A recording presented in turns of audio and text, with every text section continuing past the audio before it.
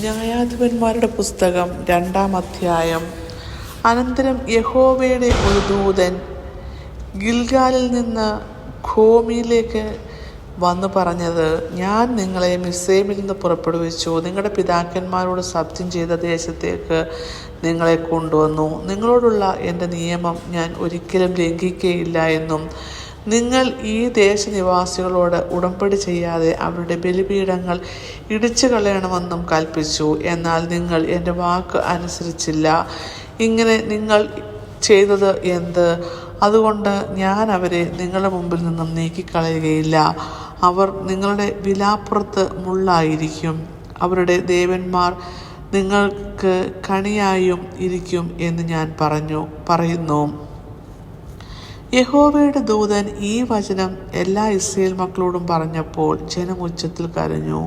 അവർ ആ സ്ഥലത്ത് നിന്ന് ബോഖീം അല്ലെങ്കിൽ കരയുന്നവർ എന്ന പേരിട്ടു. അവിടെ യഹോവയ്ക്ക് യാഗം കഴിച്ചു. എന്നാൽ യോശുവ ജനത്തെ പറഞ്ഞയച്ചു.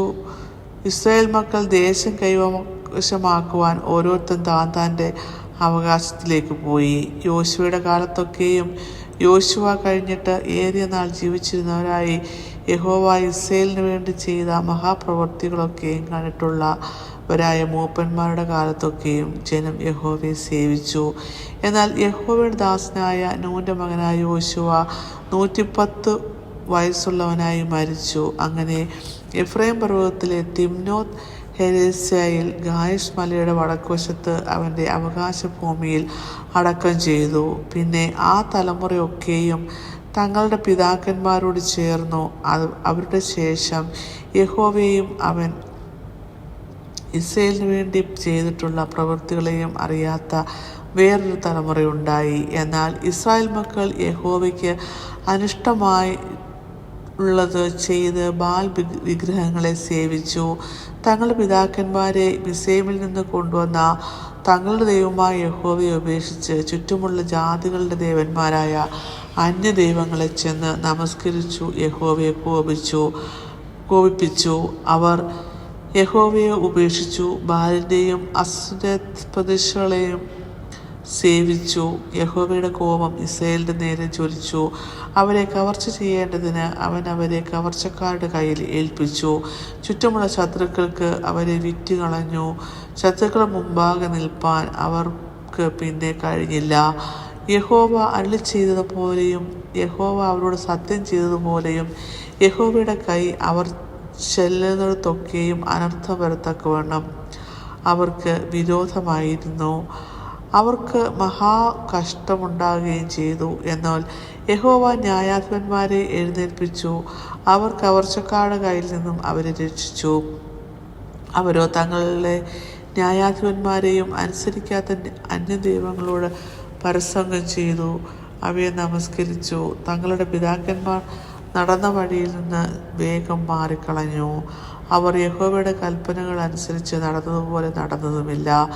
യഹോവ അവർക്ക് ന്യായാധിപന്മാരെ എഴുന്നേൽപ്പിക്കുമ്പോൾ യഹോവ അതത് ന്യായാധിപനോട് കൂടിയിരുന്നു. അവൻ്റെ കാലത്തൊക്കെയും അവരുടെ ശത്രുക്കളുടെ കയ്യിൽ നിന്ന് രക്ഷിക്കും. തങ്ങളെ ഉപദ്രവിച്ച് പീഡിപ്പിക്കുന്നവരുടെ നിമിത്തമുള്ള അവരുടെ നിലവിളിയെങ്കിൽ യഹോവയ്ക്ക് മനസ്സലിവ് തോന്നും. എന്നാൽ ആ ന്യായാധിപൻ മരിച്ച ശേഷം അവർ തിരിഞ്ഞ് അന്യദൈവങ്ങളെ ചെന്ന് സേവിച്ചും നമസ്കരിച്ചും കൊണ്ട് തങ്ങളുടെ പിതാക്കന്മാരെക്കാൾ അധികം വഷളത്വം പ്രവർത്തിക്കും.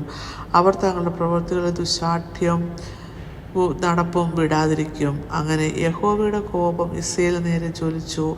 ഈ ജാതി അവരുടെ പിതാക്കന്മാരോട് ഞാൻ കൽപ്പിച്ചിട്ടുള്ള എൻ്റെ നിയമം ലംഘിച്ചു. എൻ്റെ വാക്ക് കേൾക്കായ്കയാൽ അവരുടെ പിതാക്കന്മാർ അനുസരിച്ച് നടന്ന യഹോവയുടെ വഴിയിൽ ഇവരും അനുസരിച്ച് നടക്കുമോ ഇല്ലയോ എന്ന് ഇസ്രായേലിനെ പരീക്ഷിക്കേണ്ടതിന് ഞാനും യോശുവ മരിക്കുമ്പോൾ വിട്ടേച്ചു പോയ ജാതികളിൽ ഒന്നിനെയും ഇനി അവരുടെ മുമ്പിൽ നിന്ന് നീക്കിക്കളയുകയില്ല എന്ന് അവൻ അരുളി ചെയ്തു. അങ്ങനെ യഹോവ ആ ജാതികളെ വേഗത്തിൽ നീക്കിക്കളയാതെയും യോശുവയുടെ കയ്യിൽ ഏൽപ്പിക്കാതെയും വെച്ചിരുന്നു. ഇങ്ങനെ ന്യായാധിപന്മാർ 2-ാം അധ്യായം അവസാനിക്കുന്നു.